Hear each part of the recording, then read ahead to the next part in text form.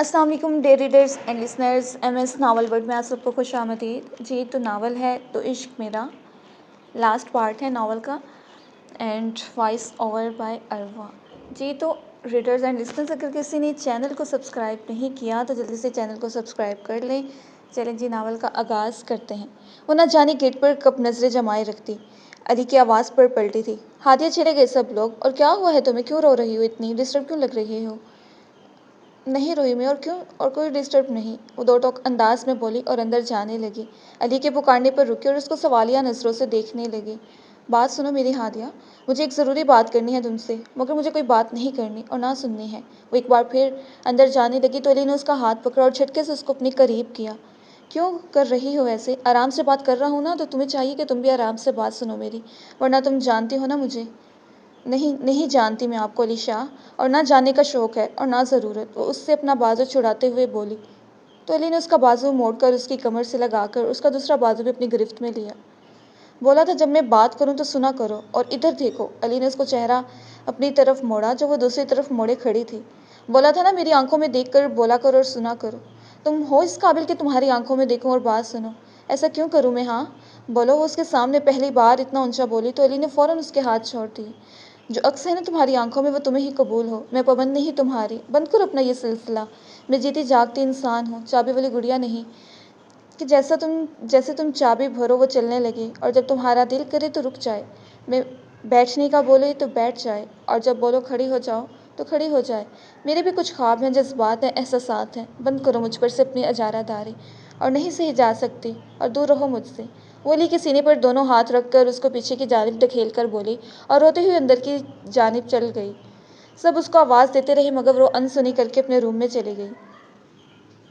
अली उसकी बातों से जैसे मुंजमद हो गया था। कुछ देर बाद होश आया तो सब लाउंज में थे सवाए हादिया के। उसने सब तरफ निगाह डाली और टेबल से गाड़ी की कीज़ उठाकर जाने लगा तो नजफ़ ने उसको रोका। अली एक मिनट, क्या हुआ है? सब ठीक तो है ना? जी भाई, बस अभी मैं कुछ बोल नहीं सकता, आप सब संभाल लेना प्लीज़। वो बोलकर तेज़ी से बाहर निकल गया और बेमकसद सड़कों पर गाड़ी घुमाता रहा। एक तरफ हादी अपने हाल पर रोती रही और दूसरी तरफ सदफ़ आज की हादी की बातों से अपना मंसूबा नाकाम होता देखकर जलती रही। आज की रात शायद सबके लिए भारी थी। उधर नुमान मलिक अपनी लाडली के घर उसकी खुशियों के लिए दुआ गो थे, तो आज इकरार शाली और हादिया के रवैये से आने वाले वक्त के लिए परेशान थी। जमीला शाह भी हादी की ऐसे बात न सुनने पर गहरी सोच में थी। रात कतरा कतरा पिघल रही थी। सुबह की अजान कानों में गूंजी तो वो बामुश्किल खड़ी हुई। पूरी रात वो ऐसे ही सोफे से टेक लगाकर नीचे बैठी रह गई थी। वो भी उठी थी कि उसके पाँव सुन्न होने की वजह से वो लड़खड़ाई थी। अली ने जैसे ही कमरे के अंदर कदम रखा तो हादिया को गिरते हुए देखा तो एक जस्त में उसके पास आया ताकि उसको संभाल सके, मगर हादिया ने बेदर्दी से उसके हाथ झटक दिए। ज़रूरत नहीं, मैं इस काबिल हूँ कि खुद को संभाल सकूँ। तुम्हारे सहारे की कोई ज़रूरत नहीं, लिहाजा दूर रहो मुझसे। अली शाह, वो अजीब से लहजे में काट खाने के अंदाज में बोली तो अली ने दोनों हाथ हवा में उठाए और 2 कदम दूर होकर उसको बेचैन निगाहों से देखते हुए बोला, relax relax, okay be careful, ध्यान से, मैं दूर हो जाता हूँ तुमसे, मगर तुम ज़रा ध्यान करो कोई चोट ना लग जाए तुम्हें। वो फिक्रमंदाना लहजे में बोला तो हादिया ने बस एक नज़र उसको देखा। कोई नहीं लगती चोट, और लग भी जाए तो क्या हुआ इससे? इससे तो कम होगी ना जो आज तक तुम करते आए हो। वो बोलकर वाशरूम की तरफ चल पड़ी। मुझे क्यों फ़िक्र नहीं होगी, तुम दोस्त हो। वो बोलते बोलते खामोश हो गया तो हादिया उसकी तरफ पलटी थी। दोस्त अब नहीं हूँ मैं, और अब जो रिश्ता पहले तुम नहीं मानते थे, मैं इनकारी हूँ इस बंधन से। बोलकर वो रुकी नहीं, वॉशरूम में चली गई, जबकि अली हैरान खड़ा उसके अल्फाजों पर गौर करता रहा। कुछ देर बाद वो बाहर आई तो उसने वज़ू किया हुआ था, दुपट्टा अच्छे से सर पर ओढ़ रखा था जैसे नमाज के लिए ओढ़ते हैं। उसे जाए नमाज बिछाते देखकर वो उसके पास आया, उसके हाथ नरमी से थाम कर बोला, आज एक बात मानोगे? वो उसकी तरफ आस भरी नज़रों से देखते हुए बोला, आज मेरी इमामत में नमाज पढ़ोगे? हादिया उसको हक्का बक्का देखने लगी और बेख्याली में सर इस बात में हिला दिया, जबकि अली खुशी खुशी वज़ू करने चला गया। वापस आया तो कमीज़ के बाजू कोहनियों तक मोड़कर वो बाहर आया और अपनी टोपी नमाज के लिए तलाश करने लगा। हादिया ने आगे पीछे दोनों जाए नमाज बिछा दी थी। जब वो मुंह साफ करता हुआ उसके पास आया, उसके बाजू और चेहरे की बड़ी हुई शेव से पानी टपक रहा था, जो हादिया ने अपने दुपट्टे से साफ कर दिया। अली जो टॉवल तलाश कर रहा था, उसके ऐसा करने से वो हादिया को देखने लगा जो बहुत मासूम लग रही थी। देर हो जाती नमाज के लिए, वो जैसे अपने रवैये की सफाई देने लगी थी। इट्स ओके, चलो नमाज पढ़ते हैं, बोलकर वो जाए नमाज पर खड़ा हो गया तो हादिया ने भी उसकी पैरवी की। دیکھنے والی آنکھ کے لیے یہ بہت معتبر، پاکیزہ اور مکمل نظارہ تھا۔ صبح کی روشنی رات کے طریقے پر غالب آ گئی تھی۔ ہلکی ہلکی ہوا چل رہی تھی جو جاتی سردیوں کو واپس آنے پر مجبور کر رہی تھی۔ وہ نماز پڑھنے کے بعد بنا علی سے بات کیے باہر آ کر بیٹھ گئی تھی۔ اس وقت اس کے دماغ میں بہت کچھ چل رہا تھا۔ کبھی وہ علی کا رات والا رویہ سوچتی اور کبھی صدف کی باتیں، اور کبھی علی کی نماز والی انوکھی سی خواہش، اور کبھی اپنا جذباتی پن کیسے بے خود ہو کر اس کا منہ صاف کرنے لگی تھی۔ میں بھی نا بالکل پاگل ہوں، پتہ نہیں کیوں ہر بات مانتی ہوں اس کی۔ جب سامنے آ جاتا ہے تو کچھ خیال نہیں رہتا، جو کہتا ہے ہر بات ماننے کو دل کرتا ہے۔ کیوں نہیں انکار کر سکتی ہوں اس کی کسی بات سے؟ میں کیوں اس کے رنگ میں ڈھلنا چاہتی ہوں؟ جیسا وہ چاہتا ہے کیوں ویسی بننا چاہتی ہوں؟ کیوں اس کی کسی بات سے انکار کرنے کا سوچ کر لگتا ہے بہت غلط کر رہی ہوں؟ اور صدف اس کو کیوں بولا میں نے وہ سب، جبکہ وہ سچ ہی تو بول رہی تھی کہ میں اور علی۔ ایک منٹ، وہ اتنا سب کیسے جانتی ہے میرے اور علی کے درمیان کیا ہے اور کیا نہیں؟ ابھی تک گھر میں صرف مریم آپی جانتی ہیں، ان کو میں نے بتایا، اور نجف بھائی، ان کو تو علی نے یہ باتیں ہم تینوں تو نہیں بتا سکتے نا، بچا صرف علی۔ علی شاہ، تو تم نے بتایا ہے نا اس کو سب؟ یعنی اب میں اس قابل بھی نہیں رہی کہ وہ میرا پردہ رکھتا، میں تو اس کا لباس ہوں، وہ کیسے مجھے اس لڑکی کے سامنے رسوا کر سکتا ہے؟ اور کچھ نہیں، دوستی کا مان ہی رکھ لیتا تو کیا ہو جاتا؟ مگر نہیں، تم نے تو مجھے بے مول کر دیا علی شاہ۔ میں کبھی معاف نہیں کروں گی تمہیں، کبھی بھی نہیں، ہرگز نہیں۔ وہ خود کلامی کرتے ہوئے رونے لگی۔ علی اس کو تلاش کرتا ہوا باہر آیا، اس کو باہر چیئر پر بیٹھا دیکھ کر اس کی سمت آیا۔ تم یہاں بیٹھی، میں تمہیں اندر تلاش کر رہا تھا، باہر کیوں آ گئی ہو؟ جاتی سردی اور تم بنا سویٹر کے باہر آ گئی ہو، ایسے مت کرو، سردی لگ جائے گی، پتہ تو ہے تمہیں سردی، جاتی سردی کیسے تم پر اٹیک کرتی ہے۔ آؤ چلو اندر چلتے ہیں۔ علی نے اس کا بازو تھامنا چاہا تو ہادیہ نے ایک جھٹکے سے اپنا بازو چھڑایا اور علی کے مقابل کھڑے ہو کر بولی، منع کیا تھا نا میرے قریب مت آنا، اپنا یہ روب اپنے پاس رکھو اور اپنی یہ جھوٹی ہمدردی بھی۔ مجھے تم سے کچھ نہیں چاہیے، کچھ بھی نہیں، دوبارہ میری فکر، میری پرواہ کرنے کی کوئی ضرورت نہیں ہے، مجھے تم سے کچھ بھی نہیں چاہیے۔ وہ ایک ایک لفظ چبا چبا کر بولی، تم مت آیا کرو میرے سامنے، وحشت ہوتی ہے مجھے۔ وہ بول کر جانے لگی تو علی نے اس کا ہاتھ پکڑ کر اس کو روکا۔ کیا سمجھتی ہو خود کو تم؟ بہت ہی کوئی حور پری ہو؟ بہت فکر ہے مجھے تمہاری، مرا جا رہا ہوں میں تمہارے لیے۔ جاؤ تم اپنا کام کرو، جیو یا مرو، مجھے کوئی پرواہ نہیں۔ تمہاری تو پرواہ ہی نہیں کرنی چاہیے، یہ تو خالی ہے تمہارا۔ وہ اس کے سر پر ہاتھ رکھ کر بولا، ابھی کچھ دیر پہلے تو بالکل ٹھیک تھی، اب کون سا دورہ پڑ گیا ہے، سمجھ نہیں آتا، عجیب سائیکو ہوتی جا رہی ہو۔ میں نہیں تم ہو، اور احسان مت کیا کرو مجھ پر، یہ احسان اس پر جا کر کرو جس کے لیے تم تڑپ رہے ہو۔ وہ اس کو دھکیل کر اندر جانے لگی۔ علی نے ہادیہ کو جاتا دیکھا اور پھر اپنے الفاظوں پر غور کر کے دونوں ہاتھوں کا پنجہ بنا کر سر کے پیچھے کیا اور تھکے انداز میں چیئر پر گرنے کے انداز میں بیٹھ گیا۔ کیا یار، پتہ نہیں کیوں اس کو روتا دیکھ کر بے خود ہو جاتا ہوں، اور اس کو پتہ نہیں کون سے نخرے ہیں جو ختم ہی نہیں ہوتے، کیا ہوگا، سب سمجھ سے باہر ہے۔ اور یہ حیدر کا بچہ، پتہ نہیں کیا بولا اس نے رات سے، دماغ اور دل میں جنگ جاری ہے۔ اللہ میری مدد کر، بول کر آنکھیں موند لی۔ آپ کی وجہ سے موم مجھے 2 ٹکے کی لڑکی کے منہ لگنا پڑا، اس جیسی کو میں اپنی جوتی کی نوک پر رکھتی ہوں۔ جانتی ہیں نا آپ، اس گھٹیا لڑکی نے مجھے کتنی باتیں سنائی، کیا بکواس کی اس نے مجھ سے۔ گالی دے کر بولی، میں اس کی اترن پہنوں گی، وہ علی اس کی اترن ہوگا میرے لیے۔ وہ غصے میں پاگل ہوتے ہوئے بولی، صدف ہوش کرو، تم ایسے ہمت نہیں ہار سکتی، ہم اپنی منزل کے بہت قریب ہیں، تمہاری چھوٹی سی غلطی سب ختم کر دے گی۔ اور وہ لڑکی جھوٹ بول رہی ہے، اس کے اور علی کے درمیان ایسے کچھ نہیں ہے، کے لیے اس کی اترن کیسے ہو سکتا ہے؟ وہ چاہے اس کے ساتھ ایک کمرے میں رہتی ہے، پر ان کے درمیان ایسا کچھ نہیں ہے۔ اتنا تجربہ ہے مجھے، وہ تمہیں بے وقوف بنا رہی تھی اور تم بن گئے۔ شمع شاہ اپنی بیٹی کو سمجھاتے ہوئے بولی، موم اگر ایسا نہیں ہے تو وہ اتنے دعوے سے کیسے بول رہی تھی؟ اور وہ اس کو دیکھا ہے کیسے وہ ہر وقت اس کے ارد گرد گھومتا رہتا ہے جیسے اس کا طواف کرتا ہو۔ موم وہ چالاک لڑکی ایک دن اس کو اپنے جال میں اتار لے گی، اور وہ تو اس کے نکاح میں بھی ہے، اس کی بیوی ہے، جب چاہے اس کو اپنا بنا سکتی ہے۔ تو تم کیوں خاموش ہو؟ کچھ ایسا کرو وہ اس کی بیوی نہ رہے، یہ مقام تمہارا ہو جائے اور ہادیہ شاہ پھر سے ہادیہ ملک ہو جائے۔ تمہیں علی مل جائے گا اور مجھے میرا بدلہ، جو مجھے اس کے باپ نعمان ملک سے لینا ہے۔ میں کبھی بھول نہیں سکتی کیسے اس نے کیا تھا میرے ساتھ، آج سے 22 سال پہلے۔ وہ کچھ یاد کر کے بولی تو ان کے لہجے میں عجیب سی پھنکار تھی۔ تو پھر اب آپ بتائیں میں کیا کروں؟ صدف بولی، جب گھی سیدھی انگلی سے نہیں نکلتا تو انگلی ٹیڑھی کرنی پڑتی ہے۔ تو سنو، اب جو میں بولوں گی وہ تمہیں کرنا ہوگا، اس سے سانپ بھی مر جائے گا اور لاٹھی بھی نہیں ٹوٹے گی۔ علی ہادیہ کو دھکے دے کر گھر سے نکالے گا اور اجڑی ہوئی بیٹی کو دیکھ کر نعمان ملک کا سانس رک جائے گا۔ اس کے بعد علی تمہارا اور میرا بدلہ پورا ہو جائے گا۔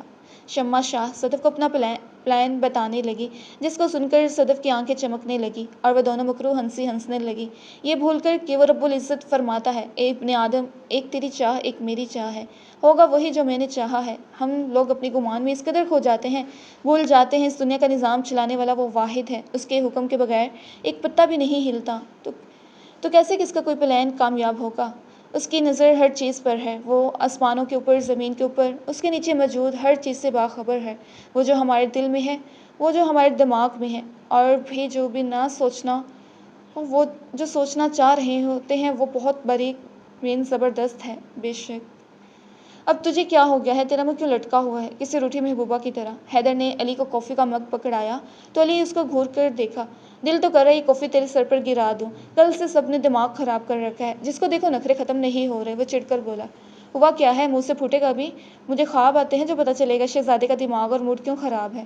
اور رات جو بکواس کی تھی اس کا تجھے الہام ہوا تھا؟ جیسے بغیرت کہیں کا، تیرے چکر میں پتہ نہیں کیا کرتا میں۔ علی کافی کا گھونٹ بھر کر بولا، کیا کرتا مطلب؟ کیا کرنا تھا جو نہیں کیا تو نے؟ حیدر اچھل کر اس کے ساتھ آ کر صوفے پر ٹکا، دفع ہو جا تو یہاں سے گھٹیا انسان، بات کرنے کی تمیز ہی نہیں ہے تجھے تو۔ کل کیا بکواس کی تھی تو نے؟ ہادیہ مجھ سے محبت کرتی ہے اور میں اس سے محبت کرتا ہوں، وہ تو مجھے دیکھنا بھی نہیں چاہتی، وہ نفرت کرتی ہے مجھ سے، جانتا ہے تو اس نے کیا بولا مجھے؟ تو نے کیا بولا اس سے اور کیا کیا تو نے اس کے ساتھ؟ اب یہ بتا۔ حیدر نے اس کی بات کاٹ کر پوچھا، کیا کرنا تھا یار؟ میں صبح گھر گیا تو وہ نماز پڑھنے لگی تھی، میں نے اس کو بولا میری امامت میں نماز پڑھو گی؟ وہ کچھ پل کے لیے خاموش ہوا اور پھر نہایت آہستہ آواز میں بولا، پھر اس نے میرے ساتھ نماز پڑھی اور اس کے بعد تو نے کی ہوگی کوئی بغیرتی۔ حیدر دانتوں کی نمائش کر کے بولا، جس پر علی نے اس کو جن نظروں سے دیکھا، حیدر نے اپنی شہادت کی انگلی ہونٹوں پر رکھی اور اس کو بولنے کا اشارہ کیا، یار میں اپنی کیفیت سمجھ نہیں پا رہا، ہم دونوں ایک کمرے میں تو رہتے ہیں پر کیا؟ حیدر بولا اور اس کو مشکوک نگاہوں سے دیکھنے لگا، یار مجھے لگتا ہے تیرے سامنے سب سچ بولنا پڑے گا۔ علی ٹھنڈی سانس لے کر بولنے لگا اور اس کو شروع سے آج صبح تک کی ساری بات بتا دی، جسے حیدر نے بہت غور سے سنا اور اس کو ملامتی نظروں سے دیکھ کر بولا، لعنت ہے تجھ پر، اس معصوم کے ساتھ اتنا کچھ کر کے تو سمجھتا ہے کہ تو اس کو فجر کی نماز کی امامت کرائے گا اور وہ تیرے سارے قصور معاف کر دے گی۔ آفرین ہے تجھ پر یار، کچھ تو سوچتا، پہلے دن اس کو کمرے سے نکال دیا تو نے، اب خاموش بھی ہو جا، کبھی ہاتھ تو نہیں اٹھائے نا اس پر؟ علی نے تھکے لہجے میں بولا، تو یہ حسرت لے کر کیوں پھر رہا ہے؟ یہ بھی پوری کر لے، یہ ارمان بھی پورا کر لے، کوئی خواہش رہ نہ جائے تیری باقی۔ حیدر جل کر بولا، اب تو میرے ساتھ بکواس کرتا رہے گا یا بتائے گا میں کیا کروں؟ میں بہت الجھا ہوا ہوں۔ وہ اپنے بال میں انگلیوں کو پھنسا کر بولا، تو وہ کرے گا جو میں بولوں گا، جیسا میں بولوں گا ویسا ہی کرے گا، اب تو سمجھا؟ سیدھا اسی راستے پر چلے گا، ادھر ادھر دیکھے بنا، کوئی آواز سنے بنا، سمجھ ہے؟ حیدر علی کو انگلی دکھاتے ہوئے بولا۔ علی نے لب باہم ملا کر اس کو اس بات میں سر ہلایا تو وہ سن کر اس کو سمجھانے لگا، جسے سن کر علی کی آنکھیں پھیلتی جا رہی تھیں۔ نارنجی تھال کے مانند ہوا سورج مغرب کی جانب سفر تھا، کچھ ہی پل میں غروب ہوا چاہتا تھا۔ آسمان پر چھائی سرخی دل کو بھلی لگ رہی تھی۔ وہ لان میں بیٹھی آسمان پر نگاہ ڈالے ان پرندوں کو دیکھ رہی تھی جو اپنے گھونسلوں میں جانے کی تیاریوں میں تھی۔ ہوا میں گھلی نمی خنکی کو بھرنے میں مدد کر رہی تھی۔ ہادی یہاں کیوں بیٹھی ہو بیٹا؟ سردی ہو رہی ہے، اندر چلو، طبیعت خراب ہو جائے گی۔ جمیلہ شاہ اس کے ساتھ بیٹھ کر بولی، کیا بات ہے، پریشان ہو یا کیا کوئی بات ہوئی ہے تمہارے اور علی کے درمیان؟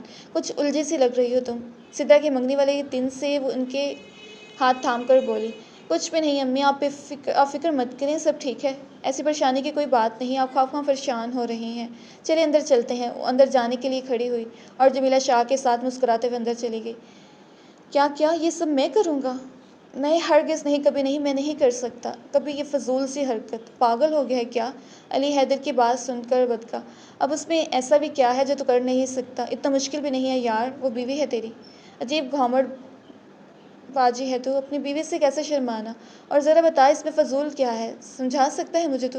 حیدر اس کو آنکھیں دکھا کر بولا، نہیں تو کچھ اور بتا، یہ میرے بس کی بات نہیں، خود سوچ کیسا لگتا ہے یہ سب شادی کے بعد؟ نہیں یار، بڑی کوئی فضول حرکت لگتی ہے، اور بتا یہ کرنا ہے کہ یہ جو میرے ساتھ ہو رہا ہے یہ کیا ہے؟ تیرے فضول آئیڈیاز پر عمل کر کے کارٹون نہیں بننا چاہتا میں، تو رہنے دے، میں خود کچھ کر لوں گا، تیرے مشورے پر عمل کیا تو بس پھر ہو گیا کام، تو خود کر اس پر عمل، شاید سحرش کے ساتھ تیری دال گل جائے۔ علی جانے کے لیے اٹھا اور گاڑی کی کیز اٹھا کر باہر جانے لگا تو حیدر کی آواز پر رکا، سن لالے، جو تیرے ساتھ ہو رہا ہے وہ بہت پہلے شروع ہو چکا تھا، نہ پہلے سمجھ سکا اور مان نہیں رہا تو ابھی بھی دوستی کا سہارا لے رہا ہے، مگر میرے یار عشق تیرے اندر بسیرا کر چکا ہے، کسی آکٹوپس کی طرح پنجے گاڑے ہوئے ہے، تجھے اور کسی سے نہیں اپنی ذاتی بیوی سے عشق ہو گیا ہے، اور اچھے سے اچھا بندہ اس عشق میں نکما ہو جاتا ہے، اور تو خیر سے شروع سے نکما ہے، جو تو یہاں تک پڑھا ہے اس سب میں ہادیہ کا بہت ہاتھ ہے، یاد کر 5th کلاس کا ایگزام۔ علی اس کی بات سن کر ہنستے ہوئے باہر چلا گیا، کچھ بھی بولتا ہے، زیر لب بولتا ہوا گاڑی میں بیٹھ کر اس نے گاڑی سٹارٹ کی تو کچھ بھولی بسری یاد اس کے دماغ میں آئی تو خود بخود اس کے لبوں پر مسکراہٹ دوڑ گئی۔ علی کیسی تیاری ہے تمہاری؟ نجف نے رجسٹر چیک کرتے ہوئے پوچھا۔ ایک دم فرسٹ کلاس بھائی، وہ پرجوش سا بولا۔ اچھا اور ہادیہ تمہاری تو پوچھنے کی ضرورت نہیں ہے، تمہاری تو انشاءاللہ 90% پکا ہے، نجف نے ہادیہ کو رجسٹر پکڑاتے ہوئے کہا۔ تھینکس بھیا، وہ اترا کر بولی اور آبرو چکا کر علی کو دیکھا۔ اچھا اب تم دونوں ایسا کرو، انگلش کی تیاری کرو، 10 کلرز فروٹ اینڈ ویجیٹیبل نیم لکھو، جلدی کرو۔ نجف ان کو اگلا ٹاسک دے کر اپنا پڑھنے لگا۔ اور سنو نو چیٹنگ، میری نظر تم پر ہے۔ جی بھائی، علی نے منہ بنا کر کہا۔ ہادیہ جٹ سے پین اور رجسٹر لے کر لکھنے لگی۔ کچھ دیر بعد مریم نجف سے کچھ میتھ کے سوال سمجھنے لگی تو علی نے موقع کا پورا فائدہ اٹھایا اور ہادیہ سے فروٹس کے نیم پوچھنے لگا۔ کیا یار، 10 فروٹ کھانے کو کبھی دیے نہیں بھیا نے، اور لکھو نام وہ بھی انگلش میں، میرے دادا تو جیسے انگریز تھے نا، اللہ پوچھے گا بھائی کو، علی ہادیہ سے بولا تو وہ کھی کرنے لگی۔ اوئے زیادہ مت ہنسو، بتاؤ مجھے کچھ فروٹ کے نام اور جلدی جلدی۔ اچھا کتنے لکھے ہیں تم دکھاؤ۔ بس 3 ہی، ایپل، مینگو، بنانا، وہ پڑھ کر بولی۔ تو تم نے تو پورے باغ لکھ دیا ہے جیسے۔ علی جھٹ سے ہادیہ کا رجسٹر لینے لگا تو اس نے ایک دم سے پیچھے کر لیا۔ پاگل ہو تم، بھیا نے دیکھا تو سب خراب کر دیں گے۔ میں تمہیں اور نام بتاتی ہے، تم وہ لکھو، وہ ڈفرینٹ ہوں گے نا تو بھیا کو شک نہیں ہوگا، وہ سمجھداری کا بہترین ثبوت دیتے ہوئے بولی، جس کو علی نے ہمیشہ کی طرح فوراً مان لیا۔ اب وہ علی کو بتانے لگی مگر 10th پر جا کر اٹک گئی۔ اب اس کو کوئی نام یاد نہ آیا تو سوچ میں پڑ گئی اور اپنی طرف سے بتا کر علی کو مطمئن کر دیا۔ اب پتہ تو جب چلنا تھا جب رجسٹر نجف بھائی کے پاس جاتا۔ کچھ پل بعد نجف نے سر اٹھایا اور ان دونوں کو دیکھا۔ ہاں بھائی، کہاں تک ہوا ہے تم دونوں کا کام؟ نجف بولا۔ جی بھائی، ان دونوں نے ایک ساتھ اپنے رجسٹر اس کے حوالے کیے۔ جیسے جیسے نجف علی کا رجسٹر چیک کرتا گیا اس کا چہرہ ہنس سے ضبط کرنے کے چکر میں سرخ ہو گیا۔ اس نے رجسٹر مریم کو دکھایا تو وہ دونوں ہنس کر لوٹ پوٹ ہو گئے۔ کیا ہو گیا بھائی، کوئی لطیفہ تو نہیں لکھا میں نے جو آپ ایسے کر رہے ہیں؟ علی ان دونوں کو ہنستا دیکھ کر بولا۔ یہ کیا لکھا ہے تم نے؟ یہ کسی لطیفے سے کم لکھا ہے تم نے یہ فروٹ؟ اور چلو وہ تو پر اس کا انگلش میں یہ نام ہم نے آج تک نہیں جانتے تھے۔ مریم ہنستے ہنستے ایک دوسرے کے ہاتھ پر ہاتھ مار کر بولے اور انڈر لائن کیا ہوا فروٹ نیم ان کے سامنے کیا تو علی نے اپنا رجسٹر ایک نگاہ دیکھ کر ہادیہ کو دیکھا جو بڑی معصومیت سے علی کو دیکھ رہی تھی جیسے وہ کچھ نہیں جانتی ہو۔ کیا ہے یہ علی، بتاؤ بھلا؟ لوکارٹ لکھا ہے بھائی، علی بڑی اعتماد سے بولا۔ اچھا اور اس کی یہ اسپیلنگ کسی عقلمند نے بتایا تمہیں؟ ذرا مجھے بھی تو بتاؤ۔ کس عقلمند نے بتائے ہیں؟ اور چھوٹ بالکل نہیں، ایک دم سچ، ورنہ جانتے ہو نا مجھے، نجف نے علی اور ہادیہ کا بغور دیکھتے ہوئے بولا۔ بھائی اس نے، علی نے شہادت کی انگلی سے ہادیہ کی طرف اشارہ کیا۔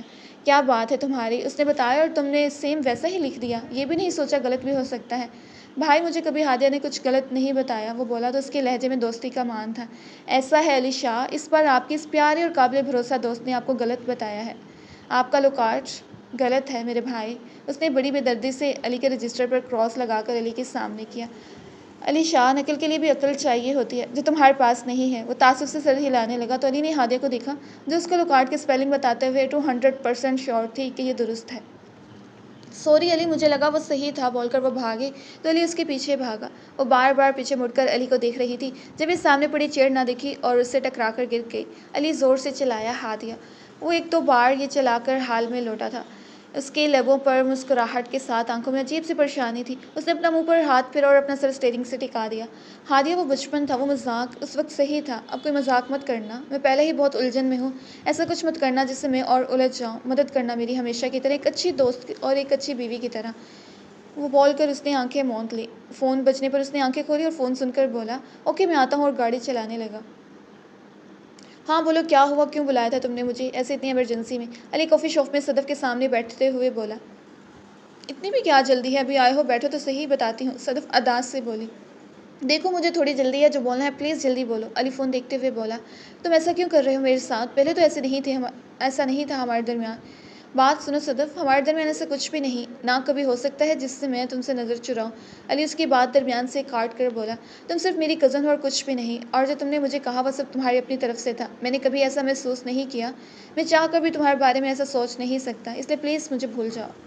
یہ غلط ہے، میں شادی شدہ ہوں یار، یہ سب ٹھیک نہیں، تمہیں کوئی بہت اچھا مل جائے گا، وہ صدف کو رسان سے سمجھاتے ہوئے بولا، جبکہ یہ سب سن کر صدف ہتے سے اکھڑ گئی۔ کون سی بیوی، کون سی شادی، کس کو پاگل کر رہے ہو تم، مجھے یا خود کو؟ بولو، آج تک تم نے اس 2 ٹکے کی گھٹیا لڑکی کو بیوی کا مقام تو دیا نہیں، اور جو میرے ساتھ گھومتے پھرتے رہے وہ سب کیا تھا؟ انف از انف، صرف ایک اور لفظ نہیں، تمہاری جرت کیسے ہوئی ہادیہ کے لیے اس طرح کا لفظ بولنے کی؟ اور تمہارے ساتھ کیا غلط کیا ہے میں نے؟ کبھی کوئی امید دلائی کہ میں تمہارے ساتھ شادی کروں گا؟ پتہ نہیں کیا کیا تم نے خود سے اخذ کر لیا، تم صرف کزن ہو میری، دوست تک کبھی نہیں مانا تمہیں میں نے۔ علی چیخ کر بولا، چلاؤ مت، جب میں نے تمہیں پرپوز کیا تب تم چپ کیوں ہو گئے تھے؟ بولو، وہ اس کا گریبان پکڑ کر بولی۔ چھوڑو مجھے، میں کنفیوز ہو گیا تھا کہ کبھی کوئی لڑکی بھی خود سے ایسا کرتی ہے بھلا؟ علی نے اپنا گریبان سے اس کے ہاتھ جھٹکتے ہوئے بولا، میں محبت کرتی ہوں تم سے علی، بے انتہا محبت۔ وہ اس کے گلے لگنے لگی تو علی تڑپ کر پیچھے ہوا۔ یہ غلط ہے صدف، میں تم سے محبت نہیں کرتا۔ تو کس سے محبت کرتے ہو تم؟ ہاں بولو، اس نیچ لڑکی سے جو تمہیں دھوکہ دے رہی ہے، وہ حلق کے بل چلا کر بولی۔ بس صرف ایک اور لفظ بولا تم نے تو میں جان لے لوں گا تمہاری، وہ عزت ہے میری، مجھے اس پر خود سے زیادہ بھروسہ ہے، وہ میرے کہنے پر چلتی ہے، یہاں تک کہ وہ کپڑے تک میری پسند کے پہنتی ہے، وہ ہر کام وہ نہیں کرتی جس سے میں روک دوں، دن کو رات بولوں تو رات بولتی ہے، وہ غرور سے بولا۔ اتنا غرور اچھا نہیں، آج اس لڑکی کا چہرہ تمہارے سامنے لے آؤں گی، تب تو تم میرے ہو جاؤ گے، صدف دیوانگی سے بولی۔ تم اپنا یہ شوق پورا کر لو، جب میں اس کو بول دیتا ہوں اس کے بعد وہ ایک قدم نہیں اٹھاتی، چاہے کچھ بھی ہو جائے، وہ مان سے بولا۔ ٹھیک ہے چلو پھر تمہارے گھر چلتے ہیں۔ صدف نے اس کو دیکھا اور باہر کی جانب چل دی۔ علی اس کے پیچھے چلتا ہوا باہر آیا۔ اس درمیان اس نے ہادی کو میسج ٹائپ کیا تھا اور صدف نے اپنے پلان کی اگلی چال کے لیے گرین سگنل دیا تھا۔ آج رات ان سب کے لیے بڑی بھاری رات تھی، کچھ بننا تھا، کچھ بگڑنا تھا، کچھ حاصل اور کچھ ختم ہونا تھا۔ وہ دونوں اندر آئیں تو شمع شاہ وہاں پہلے سے آئی ہوئی تھی اور شمائلہ سے باتیں کرنے میں مشغول تھیں، جبکہ پاس بیٹھی مریم ان کو دیکھ کر سدرا کے کان میں بولی، اب یہ یہاں نہ جانے کیوں آئی ہیں، جب بھی آتی ہیں کچھ غلط ضرور ہوتا ہے، فساد کی جڑ ہے پوری۔ کچھ نہیں ہوگا، ہم ہیں نا تمہارے ساتھ مریم، آپ پہ تسلی رکھو۔ سدرا نے شمع شاہ کو مسکراتے ہوئے دیکھا اور اپنی بہن سے بولی، خدا خیر کرے، میرا دل بہت گھبرا رہا ہے، جیسے کچھ ہونے والا ہے، بہت غلط۔ مریم بولی اور خود اپنے ہاتھ مسلنے لگی۔ تم کب آئی ہو شمع؟ پتہ ہی نہیں چلا، میں باہر ہی بیٹھی تھی۔ جمیلہ شاہ شمع کو ملتے ہوئے بولی، تم مصروف ہی بہت تھی اپنی بہو کے ساتھ، میں نے ڈسٹرب کرنا مناسب نہیں سمجھا۔ وہ ہادیہ کو دیکھ کر بولی تو ان کے لہجے کی تپش محسوس کر کے ہادیہ مسکرا بھی نہ سکی اور اپنے کمرے میں جانے لگی تو شمائلہ نے اس کو اپنے ساتھ بیٹھنے کا اشارہ کیا، جس کو وہ نفی کر کے مریم کے ساتھ جا بیٹھی۔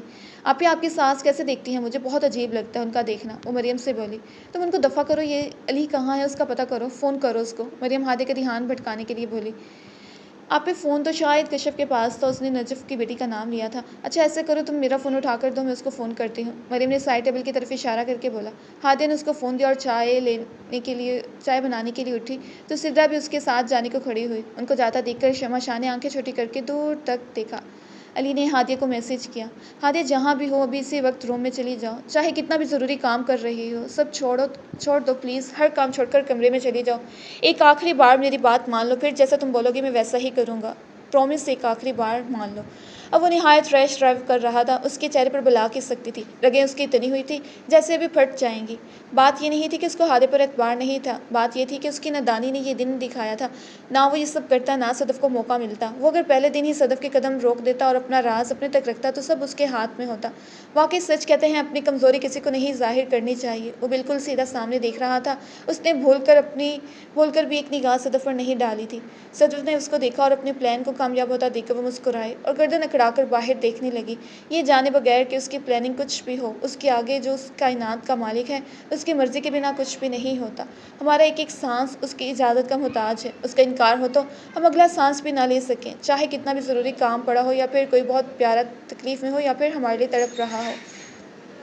اس دنیا کی ہر چیز، چاہے انسان، چرند پرند ہو، پھول درخت، دریا سمندر، پانی ہوا چشمہ جھرنا ہو، چاہے جانور ہو، آسمان کے وسط میں ہو یا پھر زمین کی گہرائی میں ہو، سب اس کی اجازت کی محتاج ہے، سب اس کے کن کے منتظر ہیں، اور جب وہ کن کہتا ہے پھر وہ فیکون ہو جاتا ہے، اس کن فیکون کے عمل میں بہت کچھ بن جاتا ہے اور کسی کا سب ختم ہو جاتا ہے، ہوتا وہی ہے جو قادر مطلق چاہتا ہے۔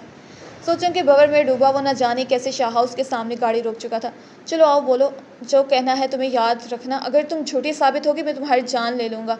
मुझे हादिया पर बुरा भरोसा है, बस तुम्हें झूठा साबित करके सुकून हासिल करना चाहता हूँ, वो जलसा देने वाले अंदाज में बोला और अंदर चला गया। सदर भी इठलाती हुई उसके पीछे आई थी। सिद्रा और हादिया चाय बनाकर ला रही थी। जब फवाद के कमरे से चीखने की आवाज़ आई तो वो दोनों वहाँ जाने लगी। सिद्रा ऐसा करो तो मम्मी को बुलाकर लाओ, मैं देखती हूँ जब तक फवाद को क्या हुआ है। हादिया फ़ौरन फवाद के कमरे में गई। जब तक वो अंदर गई कमरे का दरवाज़ा किसी ने बंद कर दिया और नीचे हाल तक फवाद की आवाज़ें सुनकर सब ऊपर जाने लगे। तभी अली भी सदफ के साथ अंदर आया और आवाज़ सुनकर वो दो सीढ़ियाँ फैलांग कर ऊपर फवाद के कमरे में आया और दरवाजे को धक्का दिया जो बंद था। इस वक्त कुछ सोचे समझे बिना दरवाजे को तोड़ने लगा। उसके दरवाज़ा तोड़ने के बाद सारे अंदर आ गए तो अंदर का मंजर अजीब था, जिसको देखकर अली ने दीवार का सहारा लिया। सदफ ने अपने पीछे आंटी और शम्मा शाह को देखा और बकरों से मुस्कुराहट से हादी की जानिब देखा जो फवाद के पास खड़ी थी और फवाद को शायद हमेशा की तरह दौरा पड़ा था। उसके हाथ में हादिया का दुपट्टा देखकर अली शेर की तरह फवाद पर झपटा था और उसको मारने लगा। शोर शराबे की आवाज़ सुनकर नजफ़ और अरशद जो के साथ स्टडी में था भाग कर आए और बामुश्किल अली को काबू किया जो बेदर्दी से फवाद को मार रहा था। और हादिया हक्का बक्का अली को देख रही थी जो अपने एबनॉर्मल भाई को बुरी तरह मार रहा था। उसकी आंखों से जैसे लहू टपक रहा था। वो नजफ़ और अरशद किसी के काबू नहीं आ रहा था। बस करो अली, क्या हो गया है, पागल हो गए हो क्या, मार रहे हो इस बेचारे को, इसको क्या पता किसी भी बात का। नजफ़ ने अली को एक तरफ धकेलते हुए कहा, जान से मारना है इस मासूम को क्या, ये मासूम लग रहा है आपको नजफ़ भाई, या नज़र नहीं आता आपको क्या हो रहा था यहाँ, जानकर अनजान बन रहे हैं आप लोग। सब जानते हैं कि अली ने पहले दिन से हादिया को अपनी बीवी नहीं माना तो उसने अपनी ख्वाहिशात को पूरा करने के लिए ये रास्ता चुना। सदफ जहर उगलते लहजे में बोली, इनफ सदफ, मैं जान ले लूँगा तुम्हारी, अब अगर एक और लफ्ज़ तुमने अपनी गद्दी ज़ुबान से निकाला तो। अली भड़क कर सदफ की तरफ लपका तो अरशद ने पीछे से पकड़ा। रुक जाओ अली, ठंडे दिमाग से सोचो। अरशद ने उसको समझाना चाहा। छोड़े भाई, मैं आज इसका किस्सा ही पाक कर दूंगा। और तुम क्या बकवास की थी, मैंने तुम्हें वो हादी की तरफ लपका। क्या हो गया है, क्या हंगामा है ये। इकरार शाह न जाने कब घर आए और शोर सुनकर फवाद के कमरे में आए और बाज पर्स करने लगे। भाई आप भी देखें अपनी लाडली के कारनामे जिसको आपने अपने बेटे के लिए मुंतखब किया। वो कितनी गिरी हुई बदचलन है कि अपने ही शोर के जहनी मजूर भाई के साथ। फूफो खामोश हो जाए मैं और आप जाएं यहाँ से प्लीज़, नजब धाड़ कर बोला। हम तो चले जाते हैं, तुम भी इस गंद को अपने घर से निकालो तो बेहतर है। उन्हें खुद से बोली और बाहर जाने लगी। अली के पास रुकी। मेरी बात मानो, अभी इसको 3 लफ्ज़ बोलो और जान खलासी कर लो अपनी इससे, वरना सारी ज़िंदगी पछताओगे। उनकी बात सुनकर अली ने दूसरी तरफ मुँह फेर लिया। कोई उसको तो देखो। इकरार शाह ने सबकी तवज्जो फवाद की तरफ की जो ज़मीन पर अजीब ढंग से गिरा पड़ा था और हादी एक तरफ खड़ी रो रही थी। जमीला शाह और मरियम फवाद के हाथ पाँव मसलने लगी और सिद्रा उसकी दवाई वाला बॉक्स तलाश करने लगी। अरशद अली को बाहर ले गया और शमाइला से उसके लिए पानी लाने को बोला। इधर नजफ़ और इकरार शाह ने फवाद को बेड पर लेटाया और नजफ़ ने उसको सुकून का इंजेक्शन लगाया। इस अरसे में हादिया बिना दुपट्टे के खड़ी रोने में मशगूल थी। नजफ़ ने मरियम को इशारा किया तो उसने हादिया को दुपट्टा उड़ाया और बाहर गए। एक एक करके सारे बाहर आए तो इकरार शाह ने पूछा, क्या था ये सब, मैं समझने से कासिर हूँ, इस तमाशे से क्या कोई मुँह सर भी है, कोई बताएगा मुझे। और तुम अली, क्या सुन रहा हूँ मैं, क्या बोल कर गई सदफ, कुछ बोलोगे तुम अपनी सफाई में। वो अपने बारों लहजे में बोले। अली जो न जाने कौन से ख्यालों में गुम था, उसने एकदम सर उठाया और सबको देखा। सब उसका जवाब तक नज़रों से देख रहे थे। एक वही थी जिसका रोना ख़त्म नहीं हो रहा था। उसने हादिया को देखा और नफ़ी में सर हिलाया, उठकर उसके पास आया और उसका बाजू पकड़कर उसको अपने सामने खड़ा किया।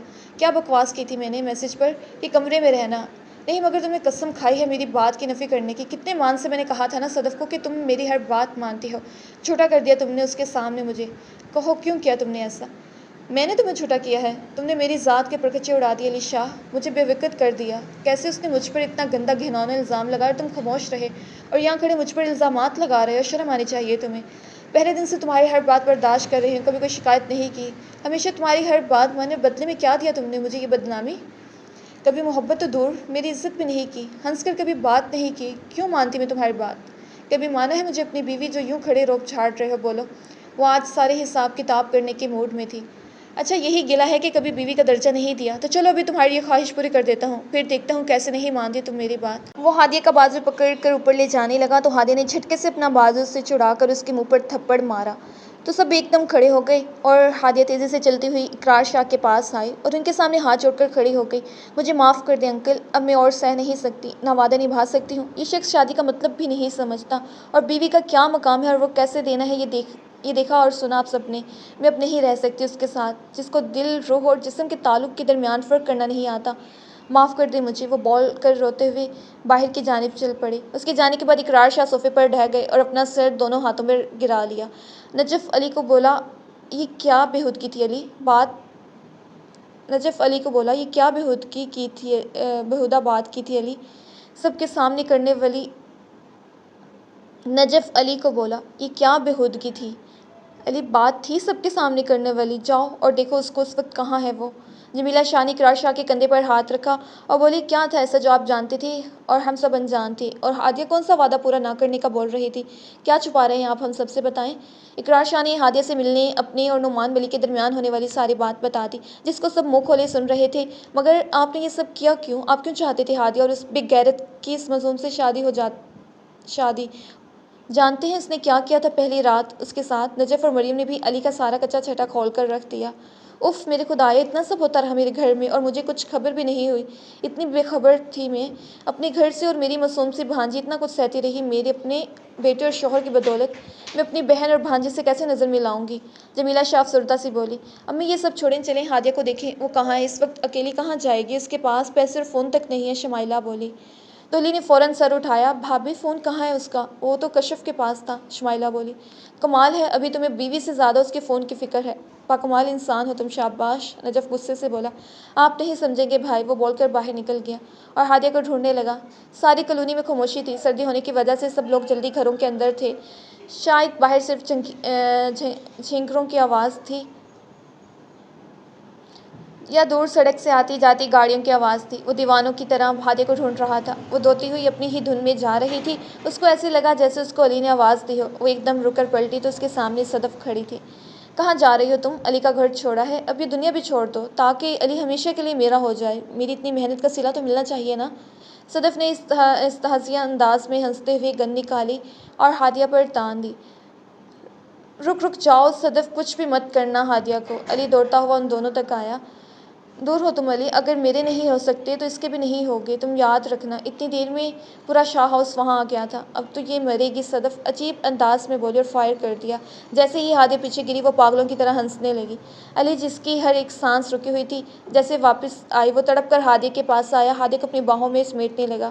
ہادیہ نے اس کو دیکھا، اٹک اٹک کر بولی، علی میں نے کوئی خیانت نہیں کی، میرا دامن صاف ہے۔ میں جانتا ہوں، تم آنکھیں کھولو، سونا نہیں، کچھ نہیں ہوگا، میں تمہیں کچھ نہیں ہونے دوں گا، وہ بکھرے لہجے میں بولا۔ بھائی کچھ کریں، کال دا ایمبولینس، وہ چلایا۔ نجف نے جلدی سے کال میں لائی اور علی کے پاس آیا جو ہادیہ کو سینے سے لگائے بیٹھا تھا۔ کچھ دیر میں پولیس وین اور ایمبولینس کی ایک ساتھ آواز آئی۔ علی نے جلدی سے ہادیہ کو اٹھایا تو اس کا بازو ہوا میں جھول گیا، جس کو دیکھ کر سدرا اور مریم بے ساختہ چیخی تھی۔ عشق وہ آگ ہے جس میں انسان سونے کی طرح پگھل جاتا ہے، اور محبوب وہ سانچہ ہے جس میں ڈھلنا پڑتا ہے۔ اس میں کچھ تکلیف تو ہوتی ہے، پر اس کا اپنا مزہ ہے، اور جو سکون حاصل ہوتا ہے وہ لفظوں میں بیان کرنا مشکل ہے۔ جیسا کہ شاعر کہتا ہے، یہ عشق نہیں آساں، بس اتنا سمجھ لیجیے، ایک آگ کا دریا ہے اور ڈوب کر جانا۔ اسپتال کے کوریڈور میں جیسے موت کا سناٹا تھا، صرف نرس کے چلنے سے ان کے ہیل کی ٹک ٹک سنائی دے رہی تھی، یا پھر آتے جاتے مریضوں اور ان کے ساتھ آنے والوں کی آوازیں تھیں۔ وہ لوگ ہادیہ کو اسٹریچر پر لٹائے تیزی سے اسپتال میں داخل ہونے۔ علی نے مضبوطی سے ہادیہ کا ہاتھ تھاما ہوا تھا، وہ کسی طور پر اس کا ہاتھ نہیں چھوڑ رہا تھا، جیسے وہ اس کا ہاتھ چھوڑے گا تو وہ پھر کبھی وہ ہاتھ تھام نہیں سکے گا۔ نجف نے بہت مشکل سے ہادیہ کا ہاتھ علی کے ہاتھ سے جدا کیا تو وہ تڑپ کر نجف کے گلے لگ گیا اور اس کو سختی سے بھینچ لیا، اور ضبط کرنے کی انتہا پر تھا۔ اس کی آنکھیں لہو رنگ کی ہو رہی تھیں۔ نجف نے علی کی پیٹھ پر ہاتھ پھیر کر اس کو دلاسا دیا تو وہ بلک بلک کر رونے لگا۔ وہ روتے ہوئے نیچے بیٹھتا جا رہا تھا، وہ کسی طور پر نجف کے ہاتھ نہیں آ رہا تھا۔ علی میرے بھائی، سنبھال خود کو، کیوں تماشا بنا رہا ہے، سب دیکھ رہے ہیں یار۔ نجف نے اس کو سنبھالنے کی کوشش کی، جو اتنا خوبرو مرد ہو کر اس وقت کسی چھوٹے سے بچے کی طرح رو رہا تھا جس کا کوئی پسندیدہ کھلونا چھین جاتا ہے۔ بھائی بن جائے تماشا، دیکھیں سب لوگ، مجھے عبرت کا نشان بنا دیا جائے، مجھے تو سنسار کر دینا چاہیے۔ جو لڑکی مجھے اتنا چاہتی تھی، اتنی محبت کرتی تھی، عشق کرتی تھی مجھ سے، میں نے اس کو اتنا ستایا، اتنا تنگ کیا، آج وہ میری وجہ سے زندگی اور موت کی کشمکش میں ہے۔ مجھے زندہ رہنے کا کوئی حق نہیں، مجھے مر جانا چاہیے۔ بھائی پلیز مجھے موت دے دو یار، مار ڈالو۔ روتے ہوئے نجف کے سامنے ہاتھ جوڑ کر روتے ہوئے بولا۔ آتے جاتے لوگ اس کو اس طرح روتے گڑگڑاتے دیکھ کر اپنے آنسو روک نہیں سکے۔ صبر کر میرے بھائی، اس کو کچھ بھی نہیں ہوگا، ٹھیک ہو جائے گی، وہ تو بس تو دعا کر اس کے لیے۔ نجف نے اس کو گلے لگا کر بولا، اب یہ کیوں ڈرامہ کر رہا ہے؟ جان لینے کی کمی رہتی ہے جو اس نے بدبخت نے پوری کر دی۔ اقرار شاہ ان کے سر پر آ کر بولے اور علی کو بازو سے پکڑ کر کھڑا کیا تو وہ نڈھال سے ایک طرف جھول گیا۔ بروقت نجف نے اس کو پکڑا تھا، نجف اس کو یہاں سے نکال دے ورنہ میں اس کی جان لے لوں گا، واجب القتل ہو چکا ہے یہ میرے لیے۔ اس بچے نے اس کے اتنے ستم سہے اور ایک لفظ بھی منہ سے نہیں نکلا، اور اس نے اس بیچاری پر کیا الزام لگایا کہ وہ اس کے اب نارمل کے بھائی کے ساتھ کچھ غلط۔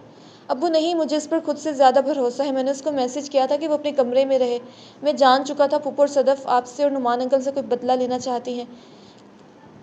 کیا تھا یہ نہیں جانتا تھا، بس یہی جاننے کے لیے میں نے صدف کی بات مانی اور اس کو گھر لے کر آیا، اور پھر وہ سب نہ جانے کیسے ہو گیا۔ میں نے تو سب ٹھیک کرنا چاہا تھا، ہادیہ کے ساتھ اپنی نئی زندگی شروع کرنا چاہتا تھا۔ ابو اگر ہادیہ پاک دامن نہیں تو کوئی بھی پاک دامن نہیں، وہ چیخ چیخ کر بولتے ہوئے نیچے بیٹھے ہوئے تھا، کسی ہارے ہوئے کھلاڑی کی مانند لگ رہا تھا۔ جمیلہ شاہ نے روتے ہوئے علی کو اپنی آغوش میں سمیٹا تو ان کا چہرہ ہاتھوں میں لے کر بولا، امی آپ اس کو بولے مجھے معاف کر دے، میں پھر کبھی اس کو تنگ نہیں کروں گا، اس کو بے انتہا پیار دوں گا، بس ایک بار وہ میری طرف لوٹ آئے۔ وہ روتے ہوئے اپنی ماں کے گلے لگ گیا۔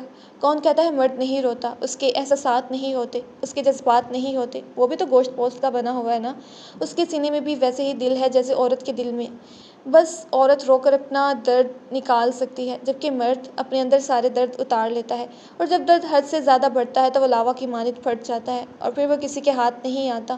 جیسے اس وقت علی کی حالت تھی، ہر دیکھنے والی آنکھ اس کے حال پر اشک بار تھی۔ اب تو اقرار شاہ کا دل بھی اس کو دیکھ کر پسیج گیا تھا، آخر وہ اس کے باپ تھے۔ انہوں نے علی کے سر پر ہاتھ رکھا اور نعمان ملک کو فون کرنے لگے۔ رات جیسے جیسے گہری ہوتی جا رہی تھی، انتظار کی گھڑیاں طویل ہوتی جا رہی تھیں۔ ہادیہ کا آپریشن تو کامیاب ہو گیا تھا، پر ابھی اس کو ہوش نہیں آیا تھا، اگلے 24 گھنٹے میں کچھ بھی ہو سکتا تھا۔ خون زیادہ بہنے کی وجہ سے ڈاکٹر زیادہ ہوپ فل نہیں تھے، انہوں نے نجف اور اقرار شاہ کو ہر طرح کی سچویشن کے لیے تیار رہنے کو بولا تھا۔ علی کب سے ٹھنڈے فرش پر دیوار کے ساتھ ایک ٹانگ پھیلا کر دوسری سمیٹ کر اپنے سامنے دیکھتا نہ جانے کون سی دنیا میں تھا۔ جب یاسر نے اس کو کندھے سے پکڑ کر جھنجھوڑا تو وہ خالی خالی نظروں سے اس کو دیکھنے لگا، کچھ توقف کے بعد بولا، یاسر مار مار مجھے ایسا کر میرا گلا گھونٹ دے، میں نے تیری بہن کے ساتھ اچھا نہیں کیا، موت کا حقدار ہوں میں۔ چپ کر جا علی، چپ کر جا، بس اگر تجھے میری بہن سے تھوڑی بھی محبت ہو تو پھر ایسے نہیں بولنا، میری بہن نہیں رہ سکتی تیرے بنا، جو ہو گیا سو ہو گیا، بس بھلا کر نئی زندگی کی شروعات کرنا تم دونوں۔ یاسر نے اس کو گلے سے لگایا اور بولا، آپ نے اچھا نہیں کیا ملک صاحب، میری پھول جیسی بیٹی کے ساتھ، چاہے لاکھ علی میرا بھانجا ہے، مگر آپ نے اپنی دوستی پر میری بیٹی اس کی خوشیاں کیوں قربان کی؟ میں آپ کو کبھی معاف نہیں کروں گی۔ راحت ملک نے اپنے شوہر سے شکوہ کیا۔ کچھ فاصلے پر بیٹھے اقرار شاہ ان کے پاس آئے اور ہاتھ چھوڑ کر بولے، مجھے معاف کر دو راحت، میں اپنے بیٹے کی خوشی اور اپنے گھر کے لیے خود غرض ہو گیا تھا، جو میں نعمان اور ہادیہ سے اتنا بڑا خراج مانگا، اور شاباش ہے ان کی، مجھے منع نہیں کیا، میرا ساتھ دیا، میں نے نعمان سے دوستی کی بہت بڑی قیمت مانگی اور ہادیہ سے اس کی محبت کی۔ نہیں یار تو ایسا مت بول، نعمان ملک نے اقرار شاہ کے جڑے ہاتھ پکڑے، تیری بات اس لیے مانی، اس میں مجھے اپنی بیٹی کی بھی خوشی نظر آئی تھی، علی کے ذکر پر جو چمک اس کی آنکھوں میں آتی تھی، اس کے لیے میں تیری بات مان گیا تھا کہ شاید اس طرح میری بیٹی کو اس کی خوشیاں مل جائیں گی۔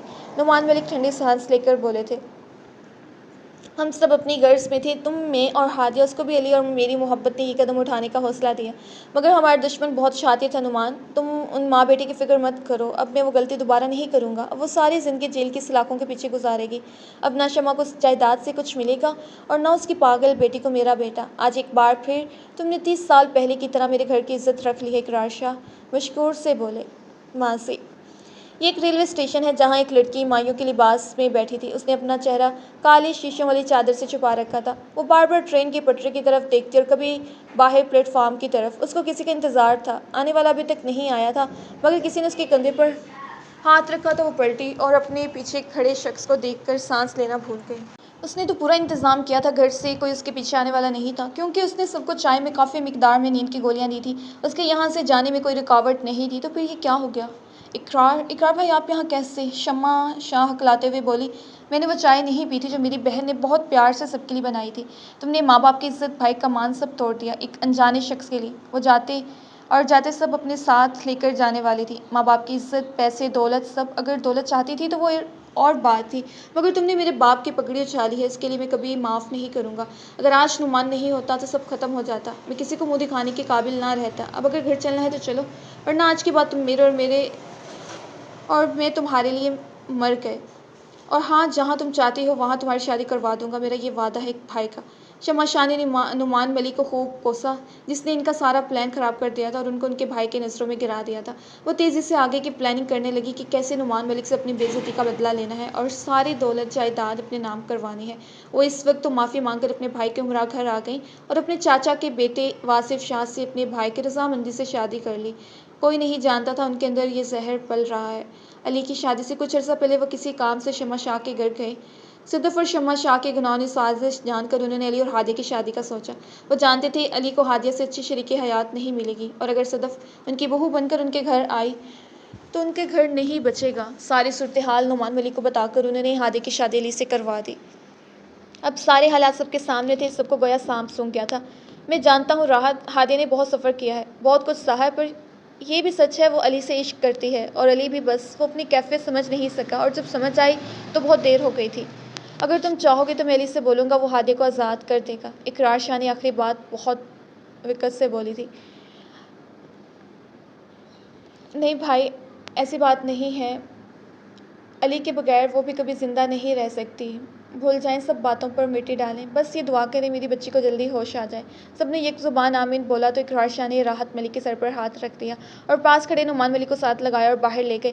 راحت ملک اور جمیلہ شاہ بھی ایک دوسرے کے گلے لگیں۔ نور، سدرا، مریم، شمائلہ ایک ساتھ اٹھیں اور مسجد کی طرف چل گئیں تاکہ نفل ادا کر سکیں۔ نجف نے یاسر کو اشارہ کیا اور وہ دونوں ڈاکٹر کے روم کی طرف چل دیے، جبکہ عاشر کبھی ماں اور کبھی اپنی آنی کو روتے ہوئے دیکھنے لگا۔ وہ شاید ابھی نفل ادا کر فارغ ہوا تھا۔ یہ تہجد کا وقت تھا، جب اللہ اپنے پہلے عرش پر آ جاتا ہے اور اپنے بندوں سے کہتا ہے کوئی مانگنے والا ہے تو آ جاؤ، جو مانگو گے مل جائے گا۔ تہجد وہ لاڈلی عبادت ہے جس پر ہر جائز دعا مانگی جا سکتی ہے۔ وہ تو دینے کے لیے ہر پر تیار بیٹھا ہے۔ ایک ہم ہی ہیں جس کو مانگنے کا طریقہ نہیں آتا، ہمارے مانگنے میں کمی ہے، اس کے دینے میں نہیں۔ وہ تو اپنے بندوں سے 70 ماؤں سے زیادہ پیار کرتا ہے۔ جتنا اچھا وہ سوچتا ہے اپنے بندے کا، اتنا کوئی بھی نہیں سوچ سکتا۔ وہ کب سے ہاتھ اٹھائے نہ جانے کون کون سے واسطے دے کر اپنے رب کو راضی کر رہا تھا۔ وہ جان چکا تھا اس کا ہادیہ سے ملنا اس ذات کریم کی منشا ہے۔ وہ اگر آج اس کی شریک حیات تھی تو یہ اس کا کرم، اس کا انعام تھا، جس کو علی نے سمجھا نہیں اور بہت پچھتا رہا تھا۔ بس ایک بار مولا اس کو میری زندگی میں واپس بھیج دے، پھر کبھی کوئی دکھ، کوئی پریشانی نہیں دوں گا، میں اس کو پھولوں کی طرح رکھوں گا۔ وہ گڑ گڑا کر ہادیہ کی صحت کی دعا مانگ رہا تھا۔ وہ چاروں اس کو دیکھ کر اس کے اور علی کے ساتھ کے دعا مانگنے لگی، اور یہ شاید مقبولیت کی گھڑی تھی۔ جب عاشر نے ان کو ہادیہ کے ہوش میں آنے کی اطلاع دی تو سب جلدی جلدی روم میں آئے، جبکہ علی نے باہری قدم روک لیے۔ وہ سب ہادیہ کو باری باری مل رہے تھے، پر وہ بار بار اس کو تلاش رہی تھی جس کو اس نے آنکھیں بند کرنے سے پہلے اپنے لیے روتے دیکھا تھا۔ سب اس کو مل کر باہر آئے تو علی نے ان سب کو دیکھ کر نظریں نیچی کر لی تو راحت نے اس کے کندھے پر ہاتھ رکھا اور اس کو اندر جانے کا بولا۔ جاؤ، وہ تمہارا انتظار کر رہی ہے۔ وہ سن کر سر ہلا کر اندر چلا گیا اور یہ سب باہر نکل گئے۔ وہ چھت کو دیکھ رہی تھی جب اس نے اپنے سر پر کسی کا لمس محسوس کیا۔ کیسی ہو؟ وہ اپنے لب دبا کر بولا۔ اس کا بھاری ہوتا لہجہ اور آنکھوں کی سرخی اس کے رونے کا راز عیاں کر رہے تھے۔ ٹھیک ہوں، آپ کیوں رو رہے تھے؟ وہ نقاہت زدہ سی بولی۔ نہیں، میں نہیں رویا، جو تم پر ظلم کیا اس کا ہرج جانا یہ آنسو تمہیں کبھی کوئی خوشی نہیں دی۔ وہ اس کے بالوں میں ہاتھ پھیر کر بولا۔ مجھے اور کچھ نہیں، بس آپ کا وہ شک مار گیا کہ میں فواد۔ علی نے اپنی شہادت کی انگلی ہادیہ کے ہونٹوں پر رکھی۔ میں مر کر بھی تم کو یہ نہیں بول سکتا، میرے کردار میں جھول ہو سکتا ہے، تمہارے نہیں۔ اب دوبارہ کبھی ایسا مت سوچنا۔ تمہیں کمرے میں رہنے کا اس لیے بولا تھا، مجھے پتا تھا صدف ضرور کچھ غلط کرے گی، مگر تم نے میرا میسج نہیں دیکھا۔ اور وہ بول کر خاموش ہوا۔ اور کیا؟ ہادیہ نے علی کی جانب سوالیہ نظروں سے دیکھا۔ اتنی زور کا تھپڑ مارا، ہوش ٹھکانے آ گئے ہو تو اتنی سی ہو، اور تھپڑ ایسا مارا تھا جیسے روز جم جاتی ہو لڑکی۔ وہ ہنستے ہوئے بولا تو ہادیہ ہنسنے لگی۔ کیا واقعی بہت زور کا لگا تھا؟ وہ منہ بنا کر بولی۔ نہیں، اتنا بھی نہیں، بس جتنے کی ضرورت تھی اتنا۔ اچھا، تم فکر نہ کرو، بس اپنا دھیان رکھو، مائی لائف لائن۔ وہ جذبات سے چور لہجے میں بولا اور اپنا سر اس کے سر سے ٹکا دیا۔ 2 ماہ کے بعد پورا گھر رنگ برنگی لائٹس اور پھولوں سے سجا ہوا تھا۔ وہ کبھی ادھر کبھی ادھر پھر رہی تھی۔ آج اس کے بھائی کی، یاسر اور سدرا کی بارات تھی۔ وہ ڈیپ ریڈ کلر کے فراک میں بالکل کھلتا گلاب لگ رہی تھی۔ بات تو سنو میری ہادیہ۔ وہ کب سے ہادیہ کے پیچھے گھوم رہا تھا۔ کیا ہو گیا؟ اتنے کام پڑے ہیں، ابھی مجھے ادھر بھیا کی سہرا بندی کے لیے بھی جانا ہے۔ اب کیا چاہتے ہیں؟ آپ کو ساری چیزیں رکھ تو آئی ہوں، تم مختصر بولا کرو۔ کیا؟ وہ چیخی۔ تم نہیں مل رہی مجھے، چھوڑو یہ شادی، سارے ہیں نا وہ دیکھ لیں گے، تم چلو میرے ساتھ، ایک ضروری بات کرنی ہے۔ وہ زیر لب مسکرا کر بولا، نہیں جی شکریہ، مجھے بہت کام ہے، اور یہ شادی نہ صرف میرے بھائی کی ہے اور میری کزن، میری نند اور پیارے سے دوست کی بھی ہے۔ ہاں جی، باقی سارے تمہارے اپنے ہیں، ایک میں ہی ستیلا ہوں، وہ بول کر چلا گیا۔ اس کے جانے کے بعد وہ کافی دیر اس کی بات پر ہنستی رہی اور اپنے میکے چلی گئی جہاں اس نے اپنے بھائی کی بارات کے ہمراہ آنا تھا۔ علی میرا ہے، وہ اس کا کبھی نہیں ہو سکتا موم، میں نے مار دیا ہادیہ کو، اب علی کو میرا ہونے سے کوئی نہیں روک سکتا۔ وہ عجیب و غریب سا میک اپ کر کے بیٹھی تھی جو اس نے اپنے ساتھی قیدی سے لیا تھا۔ دیکھیں میں علی کی دلہن بن کے کتنی پیاری لگ رہی ہوں نا؟ صدف دفع ہو جاؤ، میں نے تجھے جھوٹا پیار کا ناٹک کرنے کو بولا تھا اور تو سچ میں اس علی سے دل لگا بیٹھی۔ اب دیکھ انجام ہم کہاں ہیں، نہ پیسہ ملا نہ میرا بدلہ پورا ہوا، اس نمان کو برباد کرنے کا اور اس لڑکی کو مارنے کے جرم میں ہم یہاں اس جیل میں پھنس گئے، نہ تیرے باپ نے مدد کی نہ بھائی نے۔ میرا بھائی بھی چھوڑ گیا مجھے، اور اس کا وہ بیٹا علی تجھے اتنی باتیں اور اپنی چہیتی بیوی کے عشق کی داستان سنا کر گیا ہے جب سے پاگل ہو گئی ہے تو۔ کوئی نہیں کرے گا وہ تجھ سے شادی، وہ جل کر بولی۔ آخری بات سن کر صدف پھر سے ہتے سے اکھڑ گئی اور اپنا منہ نوچنے لگی۔ اس کو ایسا کرتا دیکھ شمع شاہ ایک طرف دبک کر بیٹھ گئیں۔ سزا جزا کا یہ عمل نہ جانے کب تک چلنا تھا۔ سچ کہتے ہیں جھوٹ کے پاؤں نہیں ہوتے، وہ مالک ہر چیز کا وہ زبردست ہے، اس کی لاٹھی بے آواز ہے۔ ہادی اور نعمان ملک کی پوری فیملی بڑی شان سے بارات لائے تھے۔ انٹرس پر پھولوں سے ان کا استقبال کیا گیا تھا۔ سب لڑکیاں سب مہمانوں پر پھول ڈال رہی تھیں۔ ایک وہی تھا جو ہادیہ کے ساتھ ساتھ قدم اٹھا رہا تھا اور پھول نچھاور کر رہا تھا۔ سب لوگ اس کی ہوٹنگ کر رہے تھے مگر وہ لاپرواہ بنا اپنے کام میں مصروف تھا۔ علی کی نظر ہادیہ کے چہرے سے جدا ہونے کا نام نہیں لے رہی تھی۔ بڑی دل موہ لینے والی مسکان اس کے لبوں پر تھی۔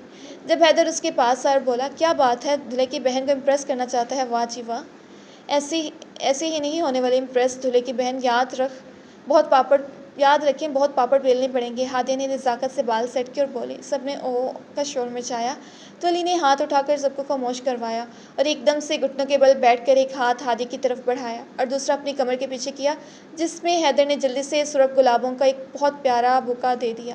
ہادیہ علی شاہ، کیا تم میرے ساتھ اپنی پوری زندگی گزارو گی؟ مجھے اپنا بناؤ گی کیا؟